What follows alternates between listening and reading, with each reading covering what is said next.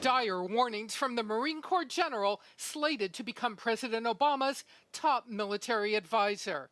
Russia presents the greatest threat to our national security. And if you look at their behavior, it's nothing short of alarming.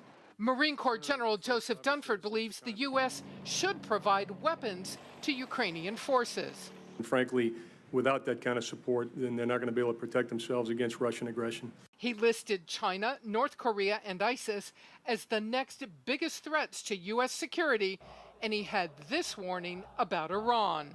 Iran will continue to be a malign force and influence across the region, and that if confirmed as the chairman, I'll make sure that our leadership has a full range of military options to deal with Iranian activity. His confirmation hearing to be the next Joint Chiefs chairman came on the very day the Army announced it's cutting its force by 40,000 troops, going from 490,000 to 450,000 troops in the next 2 years. Military bases and communities across the country affected. Fort Benning, Georgia, and Fort Hood, Texas, suffering the biggest impact. Unfortunately, under sequestration and automatic budget cuts, today's announcement may not be the last. But muted reaction from many in Congress. The cuts largely a result of congressionally mandated budget cuts known as sequestration.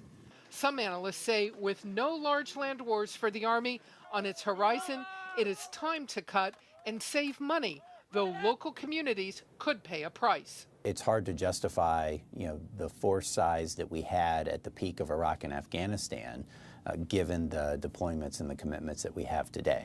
That also means that there's going to need to be fewer people working at the grocery stores, fewer teachers at the school, and so the economic impacts will expand out from the base.